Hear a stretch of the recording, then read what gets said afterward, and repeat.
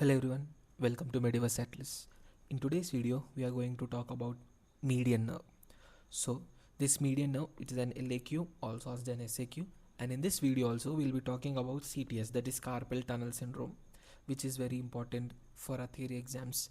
And please do watch this video till the end so that your concepts are made easy.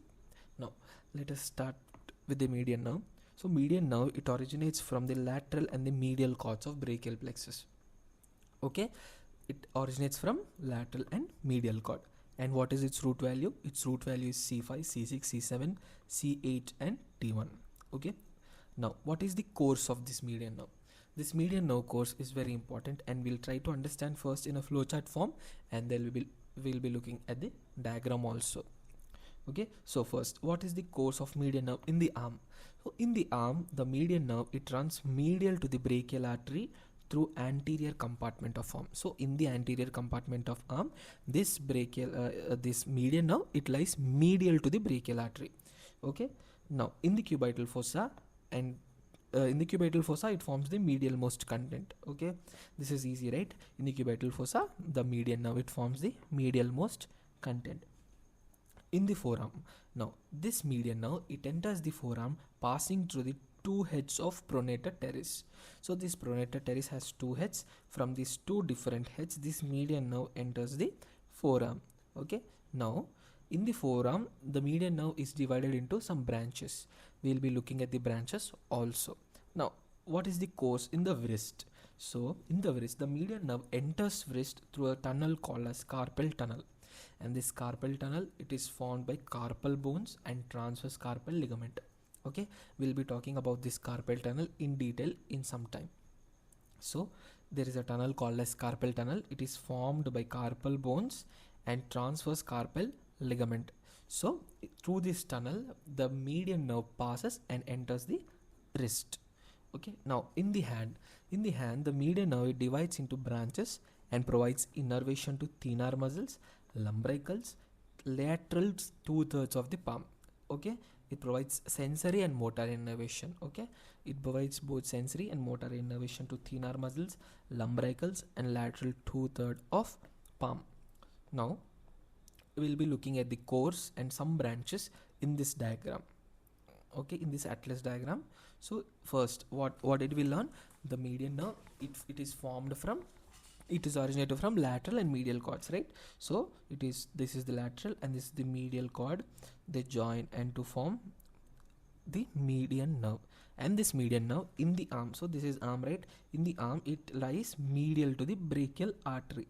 Okay, now it comes to the cubital fossa. In the cubital fossa, it is the medial most content, and it enters the forearm through passing through the two heads of pronator teres. Okay, the muscle is cut here, we cannot see. So it passes through the two heads of pronator teres. And the main point to be noted here is in the forearm, the median nerve, it is divided into some branches. So it is divided into one branch called as anterior interosseous nerve. So this anterior interosseous nerve is a branch of median nerve which is divided in forearm. And at the mid level of forearm, see, this is see, from here forearm starts, right? So this is the median nerve. See this median nerve is divided here into a branch called as anterior interosseous nerve. So this one is the anterior interosseous nerve. Now it is divided into branch called anterior interosseous nerve at the mid level of forearm. Now proximal to the flexor retinaculum. Okay, so this is flexor retinaculum. From the proximal to flexor retinaculum, so here this is flexor retinaculum. Proximal means this one. So from the proximal to flexor retinaculum, it gives another branch known as Palmar branch of median nerve. Okay, so in forearm, at the mid level of forearm, it gives one branch called as anterior interosseous nerve. At the lower level of forearm or the proximal to flexor retinaculum, it gives another branch called as Palmar branch of median nerve. So this one is Palmar branch of median nerve. This is the anterior interosseous nerve. Okay, so these are the two branches at the level of forearm. And this Palmar branch of median nerve, it passes superficial to the flexor retinaculum. See, this is the flexor retinaculum. At the superficial level, it's passing. Okay, now the median nerve, it passes deep to the flexor retinaculum. Okay, don't confuse this one. Palmar branch of median nerve is also a part of median nerve, but it is a branch which passes superficial to the flexor retinaculum, whereas the median nerve, it passes deep to the flexor retinaculum. Okay, and in the hand, it enters the hand through the flexor retinaculum. See, this median nerve goes through the carpal tunnel and enters the hand, and it divides into branches and gives branches to the lumbricals, the thenar muscles. Okay, we'll be discussing branches in detail also. So this is a brief course, or the brief diagrammatic representation of the course. Okay, now we'll be looking at the branches. In the arm, it gives branches to brachial artery. Next, in the forearm, before dividing into anterior interosseous nerve, it gives branches to pronator teres, flexor carpi radialis, palmaris longus, and flexor digitorum superficialis. Okay, remember, pronator teres, flexor carpi radialis, palmaris longus, and flexor digitorum superficialis. And at the mid level, it divides into anterior interosseous nerve, and it gives branches to flexor pollicis longus, flexor digitorum profundus, and pronator quadratus. See, these are the deep muscles, right? So these are the superficial muscles, and these are the deep muscles of forearm. I hope you know the deep and superficial muscles of forearm. Okay, so anterior interosseous now gives branches to deep muscles of forearm, the flexor compartment of forearm. So these are flexor pollicis longus, flexor digitorum profundus, and pronator quadratus.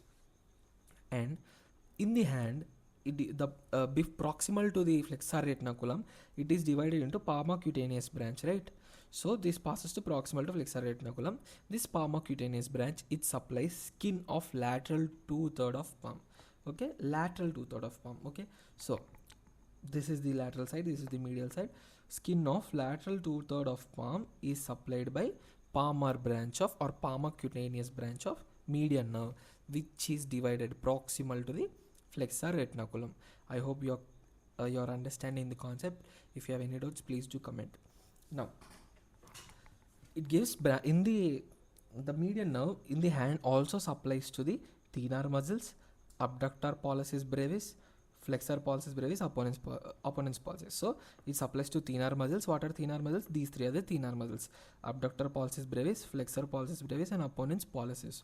Okay, and it also supplies to first and second lumbricals. Okay, I hope you are clear with this. Now we'll be looking at this diagram. You can represent this diagram in the exam. So it originates from C5, C6, C7, C8, and T1. In the axilla, it gives no branches, and in the arm, it gives branches to brachial artery as discussed, and in the forearm, it is divided into anterior interosseous nerve. This anterior interosseous nerve, it gives branches to deep muscles of flexor compartment, that is flexor pollicis longus, flexor digitorum profundus, and pronator quadratus. And it also before dividing, it also provides branches to pronator teres, flexor carpi radialis, palmaris longus, and flexor digitorum superficialis. So these are the superficial muscles, whereas these are the deep muscles. Okay, and in the hand, it gives the nerve supply to thenar muscles, and it is divided into Palmar cutaneous branch proximal to the flexor retinaculum, which supplies skin of lateral 2/3 of palm. And in the median nerve, it also supplies the thenar muscles and the first and second lumbricals. Okay, so I hope you are clear. If you have any doubts, please do rewatch or please do comment. I'll be replying. Next, the clinical anatomy of brachial the clinical anatomy of median nerve. So what happens if there is an injury to the median nerve at the level of arm? So what are the causes of the injury at the level of arm? So injury can be supracondylar fracture of humerus. Okay, so what are the causes? What are the clinical manifestations, or what are the outcomes of this injury? So there will be motor loss. So what are these motor loss? Loss of wrist flexion, loss of pronation of forearm, loss of flexion of lateral fingers, paralysis of thenar muscles. Okay, if you remember these muscles, all these muscles actions will be lost, obviously. So if the injury is at the level of arms, the injury is level of the arm, all the actions of these muscles will be lost, right? So this is the basic simple funda. I have represented this in the written format. That's it. So loss of wrist flexion, loss of pronation and supination of forearm, loss of flexion of lateral fingers because it also supplies to thin arm muscles, right? So paralysis of thin arm muscles. Now, what are the clinical manifestations or the clinical signs? So the first clinical sign is the hand of benediction. Now, what is this hand of benediction? So this is the hand of benediction. So what exactly is seen in this hand of benediction is when the patient tries to make a fist. When the patient tries to make a fist, he can't flex, or he or she can't flex index and middle fingers. Okay, see, there is action of flexion here. The patient is able to perform the flexion of these two fingers, but these fingers are not flexed because there is an injury to median nerve. And we have talked the lateral 2/3 is supplied by median nerve, right? So this part, the sensations or the motor activity is lost, so the patient cannot make a fist. This clinical manifestation is known as hand of benediction. And the second sign is the ape thumb. What is this ape thumb? There will be loss of opposition because of the thenar muscles paralysis, and there will be sensory loss in the lateral 3.5 digits. Okay, there will be sensory loss in the lateral 3.5 digits. These are the clinical signs if the injury is at the level of arm. Okay, now the most important one, the carpal tunnel syndrome. So what is exactly carpal tunnel syndrome? This carpal tunnel syndrome is the compression of median nerve beneath flexor retinaculum at wrist. So there will be compression of median nerve, okay, beneath the flexor retinaculum at the level of wrist. Now, what is this carpal tunnel? This carpal tunnel is formed, it has roof and floor, right? Roof, it is formed by flexor retinaculum or the transverse carpal ligament, okay? And the floor is formed by carpal bones. You can see here. So these are the carpal bones, and this roof, it is formed by the flexor retinaculum. And what are the contents? The most main content is the median nerve, okay? And what are the other contents? These are flexor digitorum superficialis tendons, which are 4 in number, flexor digitorum profundus tendon, which are 4 in number, and flexor pollicis longus tendon, which is 1. So there are totally 10 contents, right? So 8, 9 and 10. There are totally 10 contents in the carpal tunnel. Okay, now what are the clinical features if the nerve is compressed? So this is the median nerve. If there is a compression of flexor retinaculum, this nerve gets damaged, right? Or this nerve gets irritated. And what are the clinical features? First, what are the sensory symptoms? These sensory symptoms are tingling, numbness, burning in lateral 3.5 digits. Okay, and this pain worsens at night. And the most important point to note here is sensations of palm are normal. Okay, why they are normal, we'll be talking. It is an important reasoning question also. Why sensations of palm are normal in the carpal tunnel syndrome, we'll be talking. Okay, now what are the motor symptoms? The first one is the ape thumb deformity due to thenar muscles wasting or the thenar muscles paralysis, and loss of opposition of thumb or the difficulty in abduction of thumb. Okay, so these are the motor symptoms. Basically, patient cannot perform the motor functions of the lateral 3.5 digits.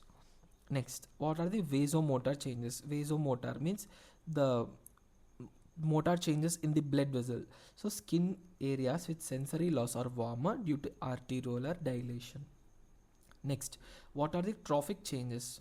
So long-standing cases, they leads to dry scaly skin. The nails scratch easily with atrophy of pulp of fingers. Okay, I hope you are getting the concept. Okay, the trophic changes is the breaking of the nails easily, basically. Okay, now what are the tests which we perform or examination of the carpal tunnel syndrome? The first examination which we do is a book holding test or the format sign test. Okay, so what happens in this format sign test is the patient is unable to hold book with thumbs and other fingers. See, this is the normal one. If this is a paper or a book, the subject is normally holding the paper or the book. But look here, the patient will be not able to hold the book or the paper normally. So this is called as Frommage sign. Okay. Now we'll be talking about the phalanx test, which is very important. This phalanx test, we need to hold the wrist in this position for 30 to 60 seconds. If there is a compression of median nerve, there will be tingling and numbness over the median nerve distribution. Okay, that is the lateral 3.5 digits. Okay, this is one of the other tests. So this is the position of the wrist which we need to put for 30 to 60 seconds. If the median nerve is compressed, there will be tingling and numbness, and the diagnosis can be made as carpal tunnel syndrome. As we have talked earlier, why sensation of the palm is preserved in carpal tunnel syndrome. We have highlighted the point here, na? Sensations of palm are normal. Why? Because palmar cutaneous branch arises proximal to flexor retinaculum. Okay, it travels superficial to flexor retinaculum, so it is not compressed in carpal tunnel syndrome. We have seen in this atlas image, right? Here, see, this is the flexor retinaculum. Palmar cutaneous branch arises proximal to the flexor retinaculum, and it is passing superficial. That is also important. It is its origin and course is also important. It is originating at the proximal level of flexor retinaculum. It is passing superficially. Obviously, if the median is compressed, it compresses beneath the flexor retinaculum, but not from the above, right? Obviously, this branch sensations are preserved. So this is the main reason for it. I hope you people got the concept. If you have any doubts, please do comment in the comment section. Like, share, and do subscribe to Mediverse Atlas, and don't forget to follow our Instagram and Telegram. Thank you.